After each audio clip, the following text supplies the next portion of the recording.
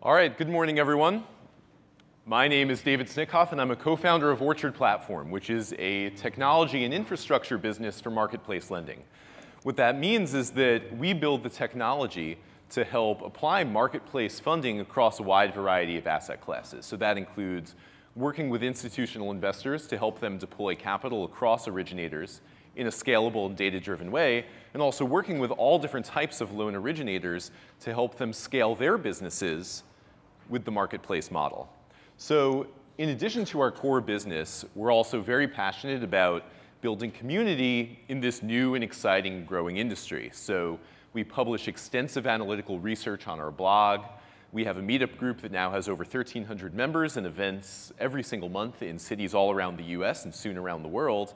And then many of you have seen our landscape, which is a graphical representation of how all the different pieces of this industry fit together.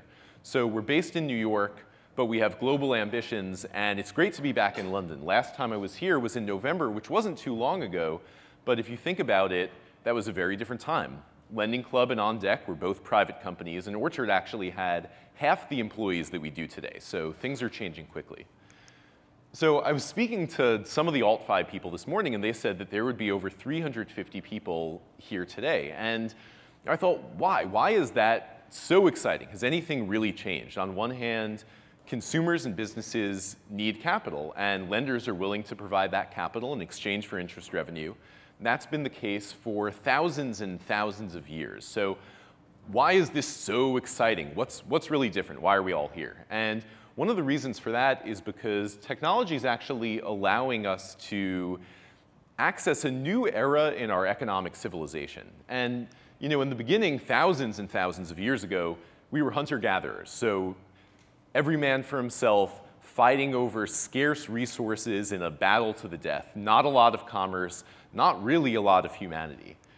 Then came the rise of villages and towns, where every village needed a cobbler, a butcher, a builder, and if you went to get a loan, you'd probably get that loan from someone that you know very well. And in fact, all lending was peer-to-peer.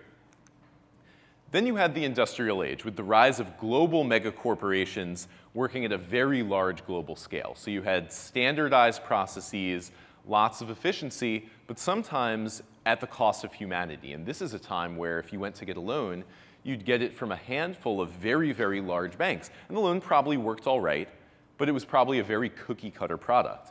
And only really in the past 5–10 years has technology advanced to a state where companies can operate in a global way, but while maintaining their personality. It's actually a time in history where every big global corporation you could think of has a team of people engaging with their customers live on Twitter and getting real-time feedback, where an algorithm can predict what songs you'll listen to, what wine you ought to drink, even who you might want to marry.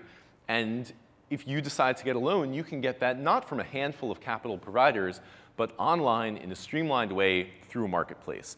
So this is really exciting stuff. Now, for any transaction to happen in any part of the economy, we need a price. And how is a price determined? In its most basic level, price is a function of supply and demand. But that's not really the whole story, right? There are a lot of things can interfere with an efficient price that can interfere with supply and demand. So there are a few different things. Let's say you're only trading with one or two counterparties. Your price is actually not determined by a market. It's determined by the whims of that one trading partner. In a similar vein, if the costs of a transaction are very high, you're less likely to take advantage of trading with multiple parties because you have to replicate that cost every single time. Also, if your switching costs are very high or the switching process is very laborious, again, you're much less likely to receive a fair price. So diversity really matters on both sides of a market. And the market is much more likely to be efficient, transparent, fair if you have a multiplicity of diverse players on both sides. And we're seeing that in lending now.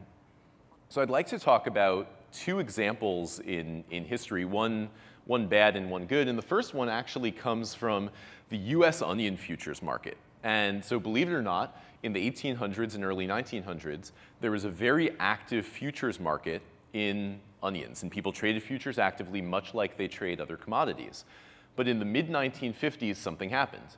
Two people manipulated the onion market, and after that one incident of market manipulation, legislators panicked. And they passed the Onion Futures Act of 1958. And to this day, there is no futures trading in onions in the United States. And as a result of that, onion prices are actually quite a bit more volatile than those of similar commodities. And they're much more prone to shortage and surplus. And it's something you might not notice if you're going to a market and onions are 30 cents a pound versus $1 a pound. But on a percentage basis, that's actually a lot of volatility. And if you're a larger onion producer, it's a big deal.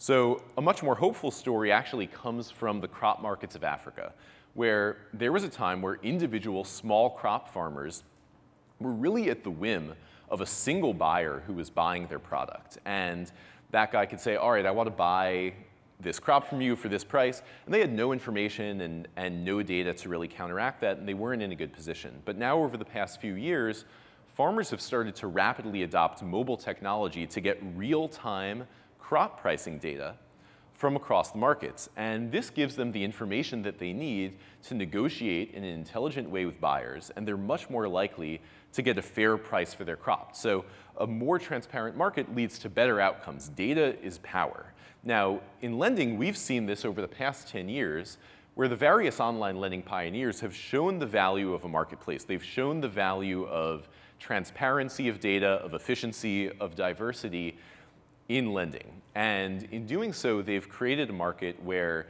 it's better for borrowers. Borrowers can get loans at better rates, with better terms, with better customer experience, and they've created a very attractive new investment product for investment managers of all kinds. Now, this trend, though, isn't just limited to the online lenders we know and love.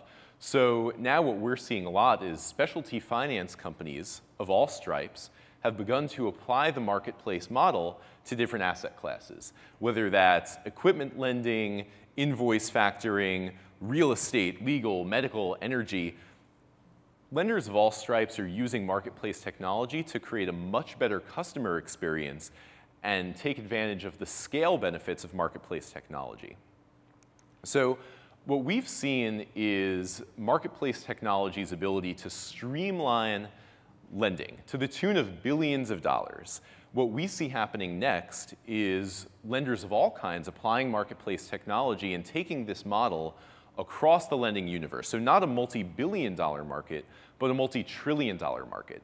And this is one of the big areas of focus for the team at Orchard, as well as the partners we're working with at lenders of all kinds, both online and offline. So together we're working to take the best of technology and the best of humanity and create a global marketplace that's more efficient, transparent, and valuable for all participants. Thank you.